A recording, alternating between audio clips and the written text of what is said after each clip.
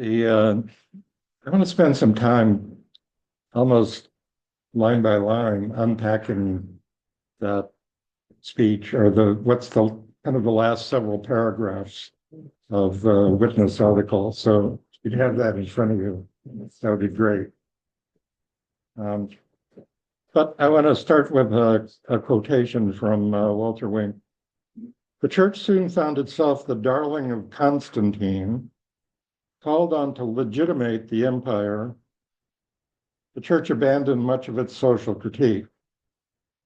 Powers were soon divorced from political affairs and made airy spirits who preyed only on individuals. The state was thus freed from one of the most powerful brakes against idolatry. And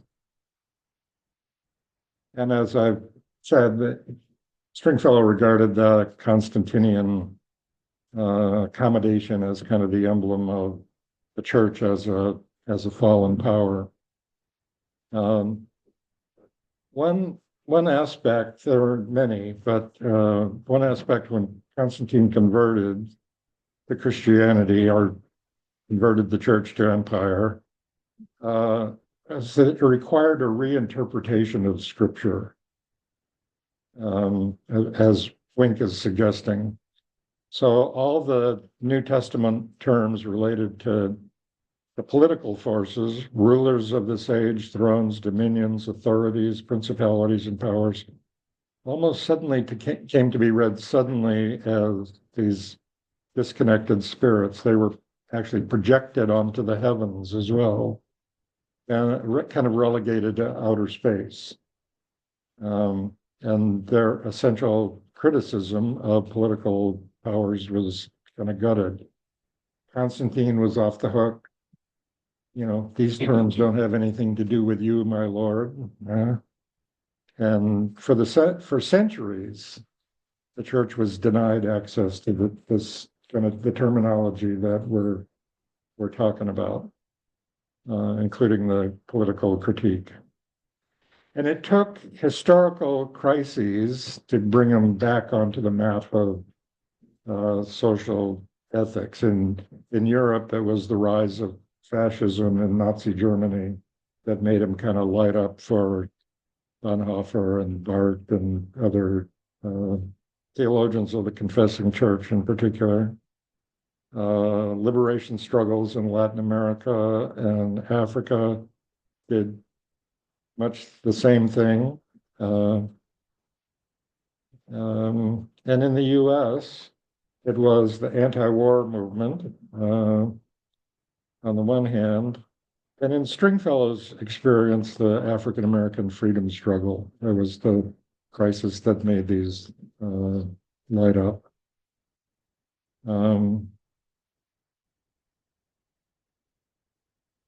And that's of course, that's also the moment, the peak of that Martin Luther King is identifying the giant triplets.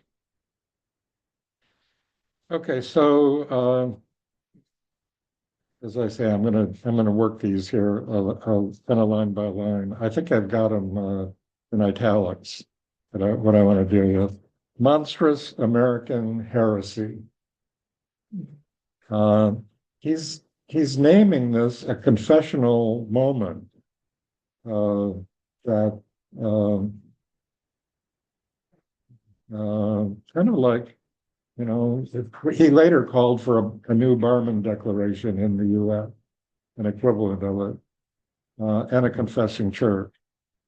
And I think the heresy he would name is kind of personal salvation and the individualistic ethics that flow from that, right? Apart from community and social reality. But he's also addressing, you know, earlier in the speech, he says this conference is too little, too late, and too lily white.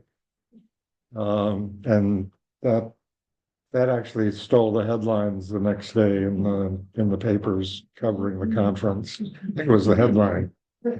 Um, um, so he's calling the church to account for it.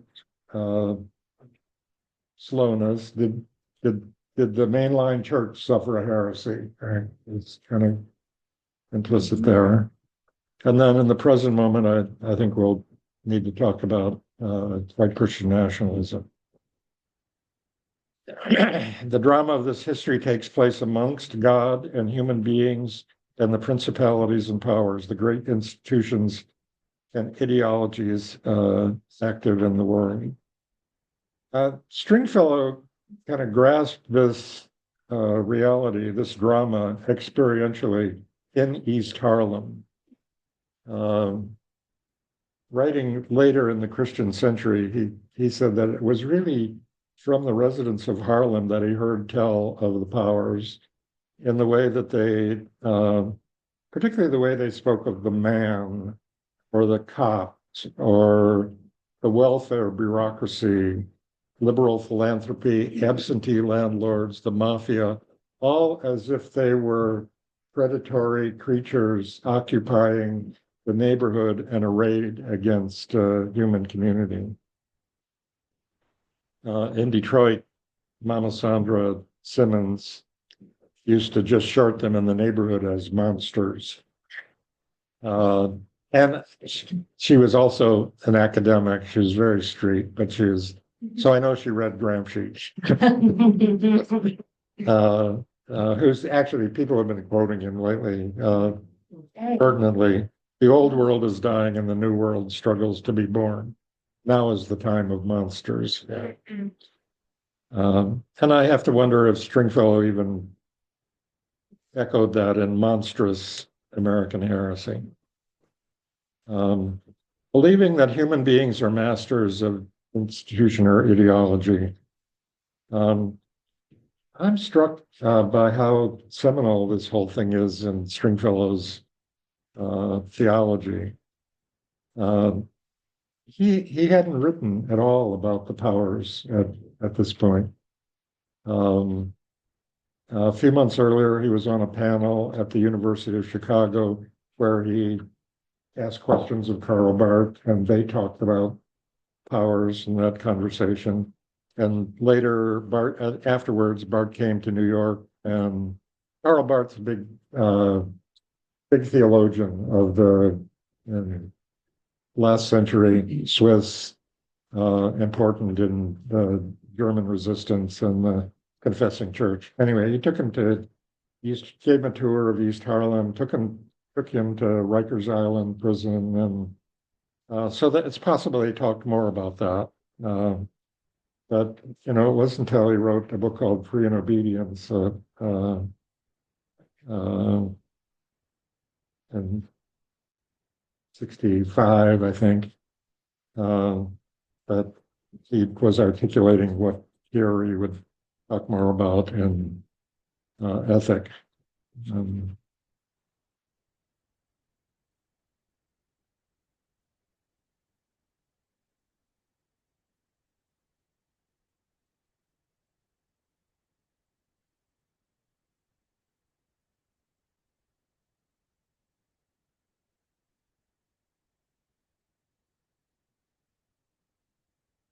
Sorry.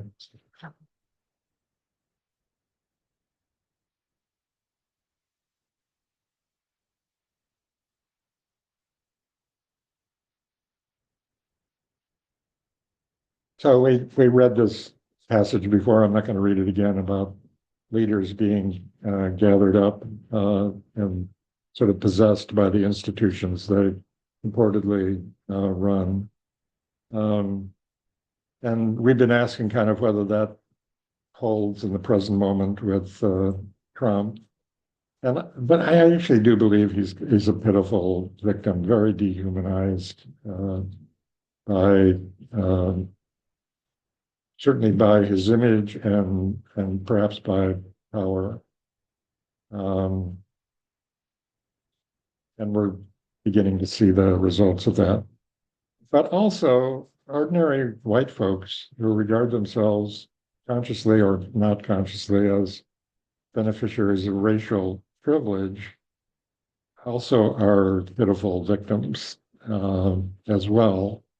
By virtue of it, we're deadened, emotionally incapacitated, dreading of shame, and bondage to the seductions of Ersatz privilege.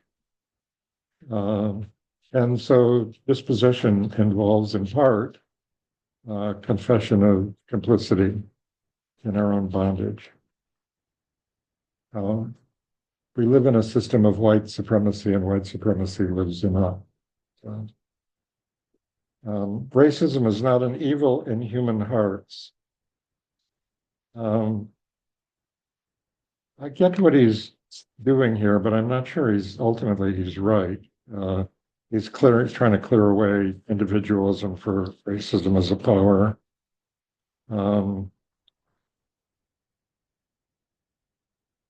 And again, saying human beings have some agency in the fallenness of the powers. George Kelsey, who was one of Martin Luther King's professors at Morehouse, wrote a book decades ago, at the time he was teaching, in which he says, although racism did have its beginning in a particular constellation of political and economic events in the early modern world, it's developed into an independent phenomenon, possessing meaning and value in itself, giving character to all the institutions of some societies. When men elevate any human or historical factor to so great a height that it has the power to give substance and direction to all cultural institutions, no matter what the raison d'etre, that human or historical factor has become a god. He's really, he's talking principalities here and teaching King as a student. So here, in a sense, the idolatry turns what I think we would claim as sort of a glorious human diversity created by God for praise and delight, becomes in the fall the power of division and divisive injustice, a demonic servant of death, right? And I guess I want to say, make another connection to idolatry, and that's with the notion of justification, which white supremacy does certainly for white people, when moral worth or meaning are imputed to certain people or communities based on their whiteness.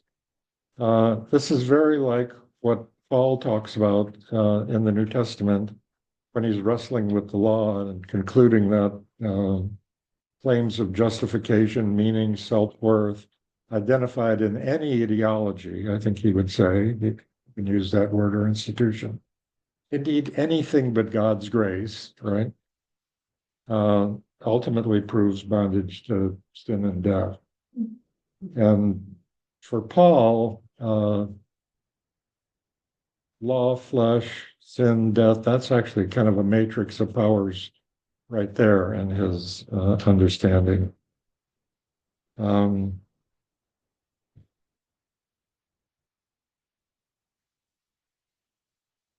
False justification of white folks, of course, has its counterpart in a not only a brutality, but where colored peoples whose justification and moral worth is denied and reduced and taken away in kind of an exact proportion. They're dehumanized and unjustified. Which is to say, this demonic does get into our heart and into our minds and into our bodies, as we've been talking, as Karen was talking about this morning, and I think Nicola, and we'll certainly hear more about that. Um,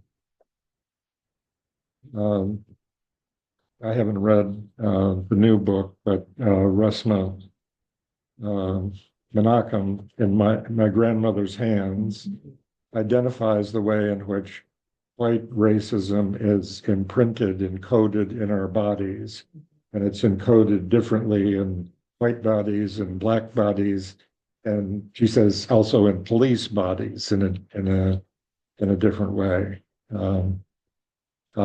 This is a spiritual imprint, right?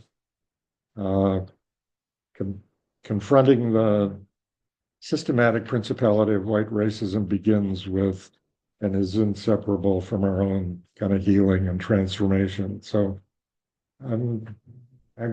ultimately, I think I'm disagreeing that it is an evil in both hearts and minds, and that those are connected with the powers. Racism is a principality, a demonic power over which human beings have little or no control, but works its awful influence over their lives. Of course, this is the kind of the main point, and it was controversy and scandalous at the conference, and people who heard this, if Stringfellow had stopped there, he would have been preaching despair, and people did hear it that way. It's like we don't have any control over this. There's nothing we can do. And in fact, when Heschel got up to respond to Stringfellow, his opening line was, "Mr. Stringfellow, if my people had believed as you do, we would still be making bricks for the Pharaoh." So he pushed back, but based on sort of hearing this as, this is not where Stringfellow stopped, right? He says, "This is the power with which Jesus Christ was confronted, and which at great and sufficient cost he overcame," which is kind of a remarkable statement. Maybe yes, maybe no. Jesus was confronting white supremacy. Maybe in the sense that Jesus' death is confronting all the powers, through time. Yeah, maybe you could say it in that terms. But, white supremacy was not around then. It's a modern power, as Dr. Kelsey says, at a certain moment of history, it came into being, which is basically around European capital expansion and the scientific Enlightenment. And with respect to the latter, the Enlightenment was a period when everything was being categorized. Creatures were put into phylums, and the same thing spilled over into human beings. This is when the savage races were discovered, and it was very convenient for what was happening globally in terms of both expansion, claiming of land, and capturing, enslaving people's labor as well.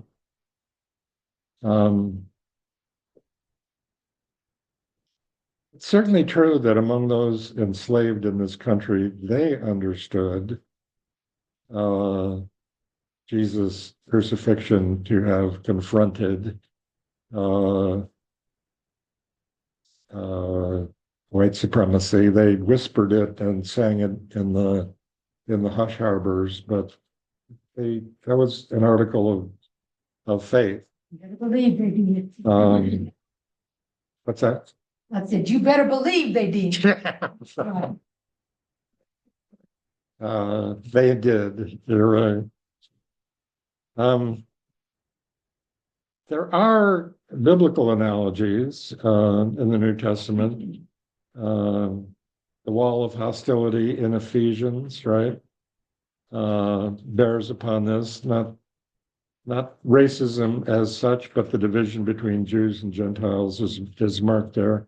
in a sense, there was a literal wall, right? There was a barrier in the temple, these kind of concentric circles, but a barrier after the court of the Gentiles, where that was marked with, posted with notices that were actually death threats, that Gentiles were not to come further, right? And that's the wall actually where Paul is accused of violating it with taking somebody in, and his arrest and imprisonment at that point is the topic of the rest of the book of Acts. You know, it's like his journey through the authorities to Rome. But the wall was also, right, more than the wall, more than a physical wall. It's the rules of purity and social architecture and a lot of stuff that's invisible.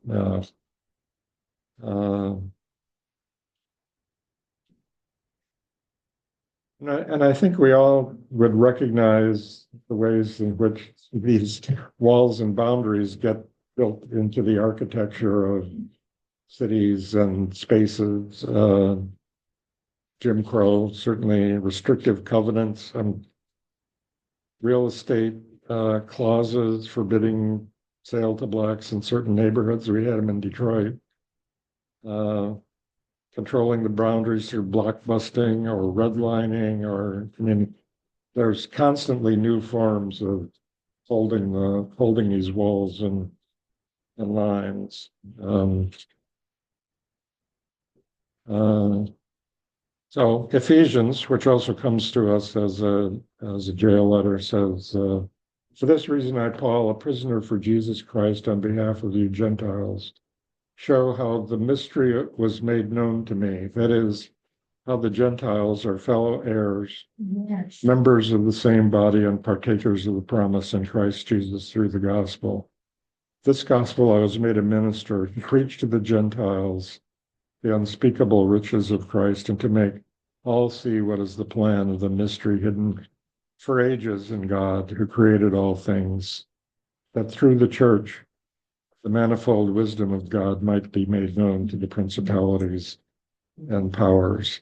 It's like being a prisoner and thinking about walls.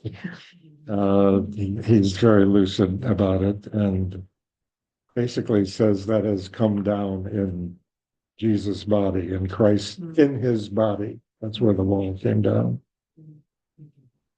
The issue here is not equality among humanity, but unity. Again, I'm want to think about this further. He's making space for the importance of unity, which is to come here. And maybe he'd say equality is constitutional and unity is biblical. I don't know. But he spent a lot of time in his life arguing constitutional law for equality of people. So the issue here is not equality, but unity. But then the issue is baptism. The issue is the unity of all humankind wrought by God in the life and work of Christ. Baptism is the sacrament of the unity of all humanity in God. It's kind of a stunning statement in a way. And I know some in the audience, again, took pushing baptism as anti-Semitic trope in the conversation. I don't believe it was. Ed was talking about a conference that happened at Washington and Lee that Murphy was at, and there were actually several Jewish respondents, participants, speakers at that. And one of them, I'm not going to come up with his name, but he said, you know, when he first heard about this speech, he thought it was anti-Semitism, but as he's read it over time and more closely, he decided it was not, you know. I think that's a question, you know, fair enough.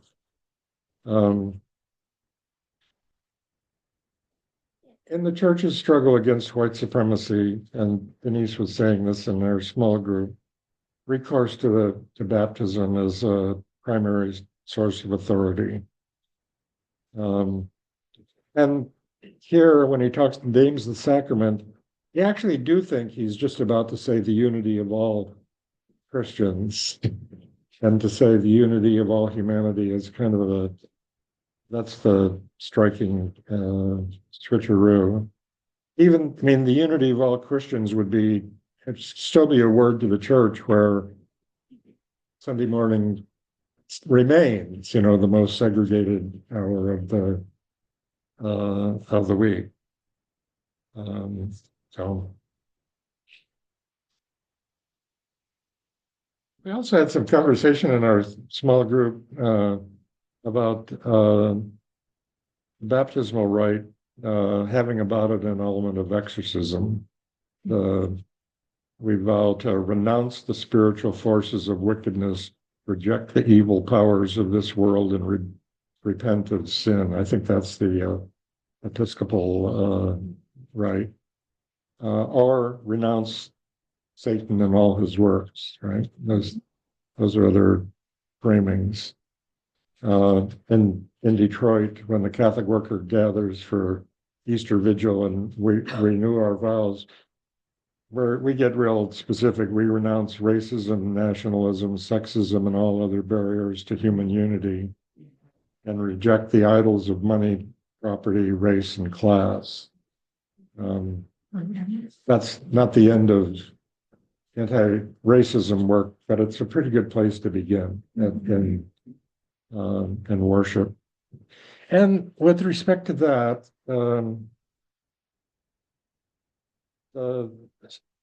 as the struggle then and in the present moment is kind of two-handed and two-edged. Both social analysis and institutional reconstruction with discernment, prayer, and worship. And people used to talk about in the freedom struggle how the church was the place you go out from. And whether you're in Memphis or Birmingham or Montgomery, the church isn't just a place with a big room that's convenient for a rally. It's worship, it's knockdown preaching and singing and testifying. And when the benediction is said and people finally pour out the door into the streets to confront the powers, they've already been confronted. They've been kind of cut off at the knees in worship and in prayer, and that's really crucial or a good touch point for how we need to think about creatively, how we do this. But I'm thinking about, again, more recently, the movement for Black Lives, and the church was really, really slow and not participating in that movement, when it really should have been bringing prayer and discernment to that struggle, worship in public various forms, and we needed to be called out and called in, I suppose, but named, that needed to be said. And meanwhile, BLM, drew on very similar resources, but not from the church, So naming the ancestors and pouring libations and hip hop spirituality and African and indigenous practices were all part of, where marches would begin. I know they did in Detroit that way. So anyway, confronting possession with poetry and music and tactics such as that. The reconciliation which Christ works among us means, among other things, the crucifixion. And here we're back to Ephesians and the wall broken down in Christ's body. But also the implication, I think, is in terms of the costliness of struggle. This is the call to, right? The most practical thing I can say to you is weep. First of all, care enough to weep. Again, I think for me, it's a stunning statement. And especially to think about things practicality, weep. I do think considering it as a practice is worthwhile. And I want to point out how he's kind of landing on a bodily something that rises up from your gut and weeping. I mean, he really is naming a bodily practice here. And